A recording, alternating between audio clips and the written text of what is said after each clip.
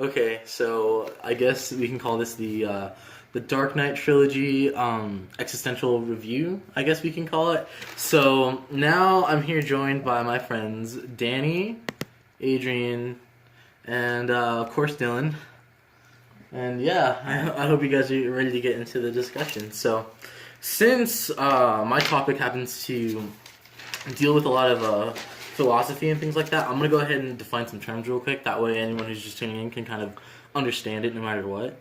So first thing I wanted to define was philosophy, which is the study of fundamental nature of knowledge, reality, and existence, especially when considered as an academic discipline.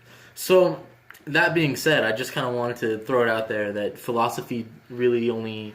It's very subjective about what it can mean. That's just kind of the academic sort of way, I could say, that really kind of fits the bill for a lot of people. And so a little subgenre here of philosophy is existentialism.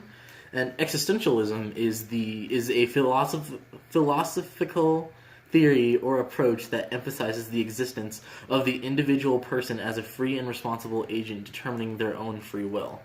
So I know those are kind of vague kind of descriptions, but as our discussion kind of unfolds, I think we'll get more into it.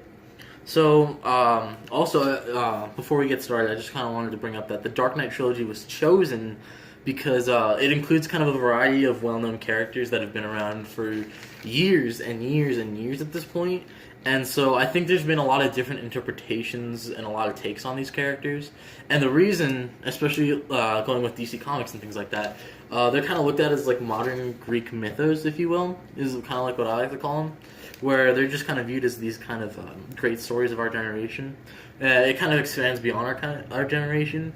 So I thought of what could be a more perfect way to get into relating modern media to existentialism.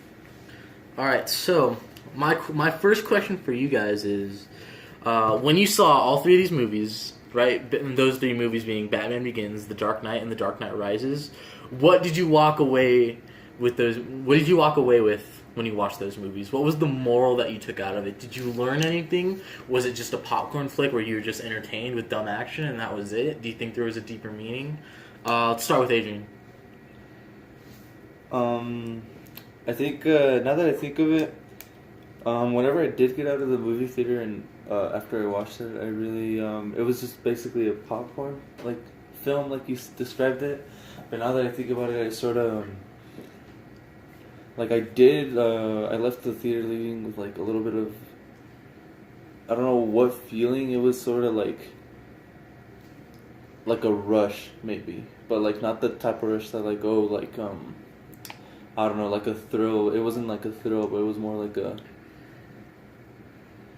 I guess, sort of going out there and researching some stuff, Did it make you think about anything in particular about your own life? Did you reflect on anything about that?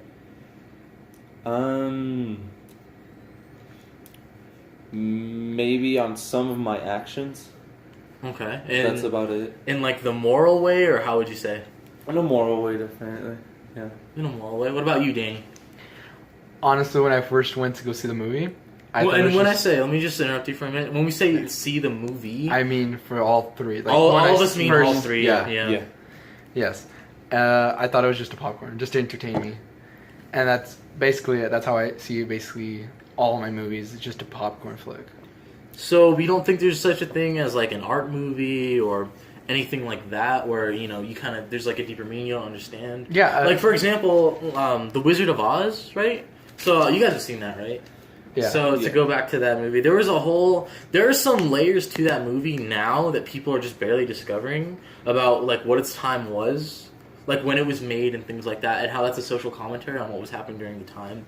That being said, the movies and not the books. So I think there's another layer to that of what you would expect out of a movie that doesn't make you think about your experience at all.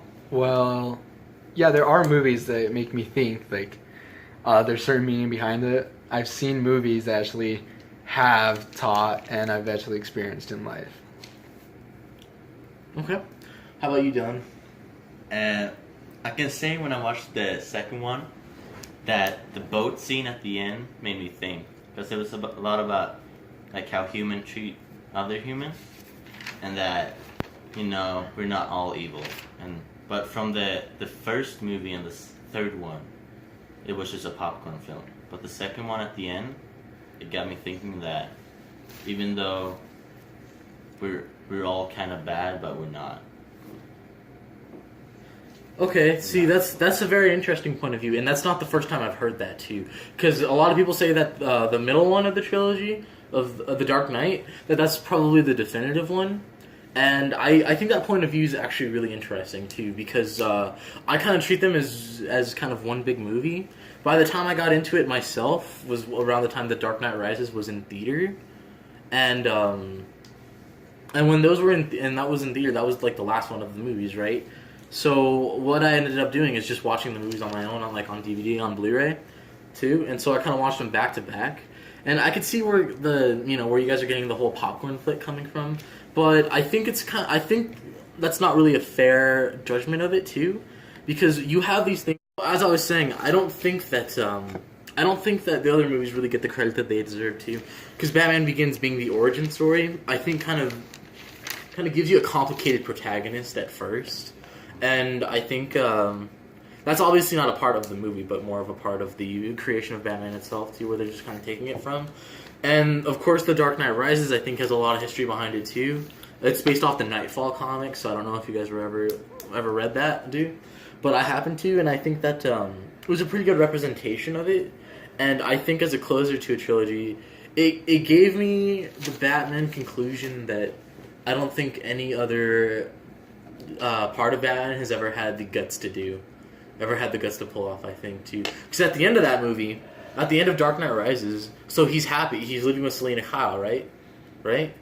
So I think that's kind of the ending that, like, I just don't think the animated series or Beyond or anything else like that could have given us, like, that ending, I think, too. Kind of that happiness for Bruce Wayne. When have you seen that in a different interpretation? The same. Sort of like... We usually never get a happy ending in Batman. Or when we do, it doesn't last for long. It's like, to give an example, like when Jason Todd died in the comics, and then he gets reborn, but he's changed. Like, he keeps this, like, endless circle that Batman keeps having a struggle in life, and we never usually see a happy ending as in The Dark Knight Rises. That actually reminds me too, now that I brought up Jason Todd. So, the Robin interpretation, this isn't like a huge point I want to dwell on, but just to kind of give my opinion for a minute, the Robin interpretation of him in the Nolan trilogy. So you know how it's Joseph Gordon-Levitt's character in the end. In the end, right? And it's like kind of revealed as like a little I don't want to say Easter egg in a way too. It wasn't Dick Grayson or Jason Todd or like any of the like main Robins. It was like this kind of its own universe kind of thing too. I thought that was kind of just like a cop out to just have Robin in there, maybe just for the fans. I would say it's like an Easter egg because Nolan said it's only supposed to be 3 movies. That's like he's happy with his trilogy. Mm-hmm. So and they introduced him at the end. So I don't think it's like, and it's not really a real backstory to him like that's very compelling. So it's just he's not. I mean, he's not a comic character. Yeah, exactly. Thing, so. That would make sense. It's funny how did you read that somewhere that no one was happy with his trilogy? Yeah, I think I saw in an interview or someone mentioning that he's happy with at least Christian Bale. He likes the 3 movies as they are, and that's why it's a big part why he's not part of the new universe, the DC universe, because he's happy with those 3 movies. That's pretty interesting because of the majority opinion I hear is actually exactly what you guys told me. Where you thought The Dark Knight was like a masterpiece, right? Am I right in saying that? Mm-hmm. But then the other 2 were just kind of alright? Would I be correct in the first one? I would say is alright, while the third one is under The Dark Knight. It's still good, but it's a little bit better than the first one. Would you say that? It was more of like an action film, basically. When you compare everything to The Dark Knight, it's not going to be as good. Okay, well, so just to kind of branch off into more of the philosophy side of things, I wanted to go ahead and play this clip real quick, and this is Joker's final moment in The Dark Knight. Speaking of The Dark Knight, anyway, since I figured we could start with that scene too, because that is the more critically acclaimed one that people tend to like. So I'm gonna go ahead and play the clip real quick, and we can go ahead and talk about how we feel about it. You just couldn't let me go, could you? This is what happens when an unstoppable force meets an immovable object. You truly are incorruptible, aren't you? Huh? You won't kill me out of some misplaced sense of self-righteousness. And I won't kill you because you're just too much fun. I think you and I are destined to do this forever. You'll be in a better jail forever. Maybe we could share one. You know, they'll be doubling up the rate this city's inhabitants are losing their minds. This city just showed you that it's full of people ready to believe in good. Until their spirit breaks completely. Until they get a good look at the real Harvey Dent. Huh? And all the heroic things he's done. You didn't think I'd risk losing the battle for Gotham's soul in a fistfight with you. No. You need an ace in the hole. Mine's Harvey. What did you do? I'm gonna go ahead and stop the clip right there because I got the fullest extent of the Joker that I kind of wanted to extract from that. So let's talk about Heath Ledger's Joker for a minute too, which people tend to think is the definitive one. Would you guys agree with that? Definitely. See, that's funny too that you say that because I always liked Mark Hamill's interpretation a little bit better too. From the animated series, from the animated series, the games. Mark Hamill is the definitive Joker. He is the voice of the Joker, but I'd say Heath Ledger is. He brought the world to life. Yeah, to the movies, yeah. And so in this scene, the Joker is, kind of going on about how they're destined to do this forever, on how people's minds break eventually, things like that. So his whole dynamic as a character is anarchy. He lives to destroy the rules, but more than that, to psychologically break people for themselves to kind of break down the rules. What do you guys think about this interpretation of that? The Joker's always been for that, is the thing, too. Obviously, in the comics, it's been in a little bit more complicated ways, but the plot of this movie and the way it was done really, really kind of showed, how they can bring it to a movie, right? What did you guys think of this interpretation? What did you think of Joker himself, too? Is it, a relatable character in this film? Did you think that, did you think this was someone that you hated? Like the perfect anarchist? The perfect antagonist as well? Or was this someone that you kind of liked in a sense, too, and that maybe you even wanted to see win? I've heard that opinion before. I generally think that, whenever I saw this movie, obviously you go thinking, oh, it's a comic book, it's all fiction and stuff.